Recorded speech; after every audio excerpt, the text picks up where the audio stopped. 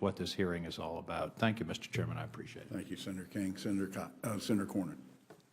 Mr. Chairman, let me start by complimenting you and the Vice Chairman again for your leadership, and it's really important. I saw Senator Langford, Senator King, thank you. I'm had a blank on TV this morning talking about why this is so important to our country and why it's so important we have a bipartisan investigation and follow the facts wherever they may lead.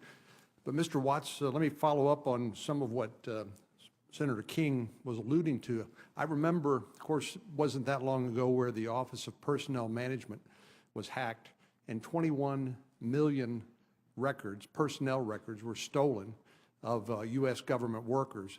Of that, about 5 million plus fingerprints included. I'm also remembering that a few years ago there was a story, I think it was in 2016, a story about the tactics that Putin and uses to discredit political opponents in Russia and elsewhere. The New York Times story I pulled up said, foes of Russia say child pornography is planted to ruin them. The sort of tactics that are being used both domestically and internationally against foes of the Putin administration, the sort of hacks, the cyber attacks and the access to personnel records, the computers of all of us, all of these render us susceptible to this sort of influence campaigns, correct? Yes, Americans need to understand that anything they do on the computer can be public at some point. And just because it appears on the computer doesn't necessarily mean it's true. Correct. Fact and fiction have been wildly blurred over the past few years. Regarding the last election and Putin's active measures effort, is it reasonable to conclude that any efforts made to weaken the candidacy of Hillary Clinton by doing damage to her reputation, credibility, and political standing would have been a desirable outcome for Russia, even if she were elected president? Yes, the goal was either to get your candidate elected that you approve of, or to just totally discredit and undermine the mandate of whoever does win, should it be your opponent. Mr. Rumer? Yes, sir, I agree. So, do we have any reason to believe that Putin knew more than the pundits and pollsters did here in America about the outcome of the election before it occurred? No. The electoral result is what I'm referring to. I didn't think so. Dr. Godson, you mentioned earlier, and I believe several of you alluded to this, about a strategic approach to countermeasures. Would you briefly describe what some of those might be? And I would like to have a more extended conversation at some point about what each of you would recommend for the United States government to do to engage in a strategic approach of countermeasures to this sort of campaign. Dr. Godson? Well, we have had a historical precedent for developing that strategic approach. This is actually what happened in the Reagan years, that we decided that we had to. It was a major active measures offensive, much higher than people had expected, and we had to respond. And so there were a couple of things that were done then, which seemed to be quite effective, and I would recommend we take those things that worked and put them into our strategic approach. This will take. Could you give us a few examples? Yeah.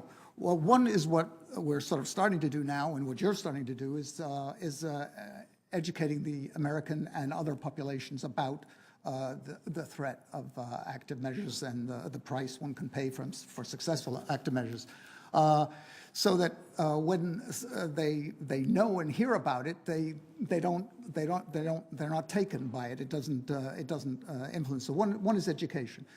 A second capability that we would need would be then ways of reducing the effectiveness of the active measures. First is warning, anticipating, education, and then what can be done to reduce the effectiveness of the active measures. And one of the things that worked in the past was exposing the perpetrators of the active measures, preferably in real time, but anyway, exposure. As Mr. Watts pointed out, the advent of social media and the use of social media to move fake stories around the internet and to get mainstream media to pay attention to them, and without authenticating the source of the information, then repeating it, successfully amplifying that message, strikes me as a huge challenge. Right. All of us have run for elections and had to deal with the changes in the way we communicate with each other, and it is a huge challenge. I don't know how we get to the bottom of this and find some site,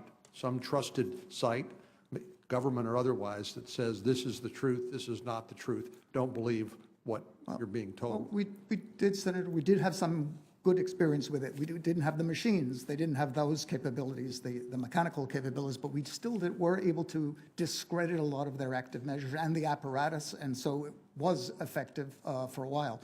The third part of this, though, is sort of really the hard part is what kind of whole of government responses are we going to develop to actually deal with the problem? We sort of have to come to grips with this, and as I said, this may not be the only committee that has to deal with this, but we have to say, what are we willing to tolerate?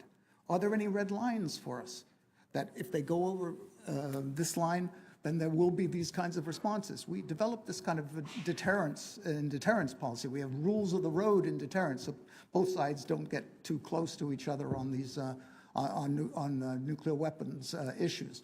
But we're going to have to start to figure out what it is we're going to do and what we're going to accept and what we're going to tolerate and what kinds of responses we're going to have, not just once in a while, but consistently in this arena. And I thank you, though, for the question. Thank you. Thank you, Mr. Chairman.